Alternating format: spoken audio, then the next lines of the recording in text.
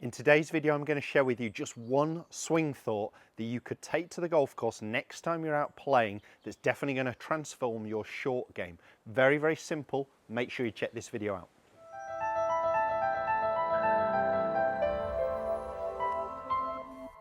Rotate and rise. A little shot. Rotate and rise. Welcome back to the TruGolf Academy. You've joined me, Jon Watts, today in my back garden.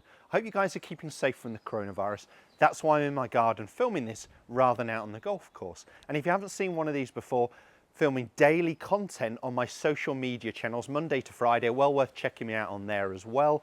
The links are just below. Shorter videos than these YouTube ones, but again, focused around at-home exercises. And on my YouTube channel, I have at least 2 instructional videos a week, Tuesdays and Thursdays, as well as some Saturday specials. Again, at the minute, while we're all on lockdown, really focused around how we could practice at home. But these fundamentals are true when we get onto the golf course. So what I'm going to share with you is just the one swing thought I really want you to have on your short game, chipping and pitching. Okay, so for me, a chip and run, I find sometimes actually the commentators confuse it. They tend to call pretty much everything short game wise chipping, but really across Europe especially, chipping we would think of more of a chip and run, a lower shot, the club staying relatively low to the ground, not really using any hands, whereas pitching we'd start to see the club moving a little bit higher, there are a bit more rotation through the ball. But this swing thought really works for both those shots, whether you're hitting the lower one, whatever you want to call that, for the bump and run, chip and run, or whether we're hitting the higher one, I would call it more of a short greenside pitch shot where we're elevating the ball. This swing thought is key with both. What we see with a lot of poorer chippers and pitchers is by the time they hit the ball, their arms, their elbows are bent, okay? And when they're bending, it just means we're changing how high this club is from the ground. So if the arms buckle in, we've got to come down.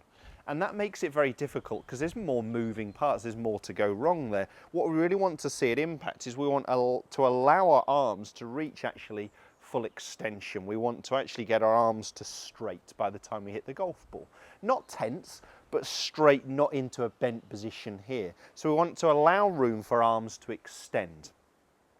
And we also want, especially when we're pitching, when we're hitting the higher one, we want to allow the club to catch up with our hands. Chipping, we can have those hands obviously driven a little bit more forwards. Pitching, when we're looking for height, utilising the loft and the bounce, we want to allow that club to catch up with our hands. So we need to, again, allow time for that to happen. So what I want you to concentrate on is your head and your chest rotating towards the target and rising. So moving upwards. And this scares a lot of golfers. They're worried about, I've got to keep my head down, I've got to keep my head still. If you look at all good chippers and pitchers in the game on these nice short shots, what you'll see is their head is actually moving towards the target and up by the time they're hitting the ball. They're definitely not staying down or moving down and definitely not moving backwards away from the target.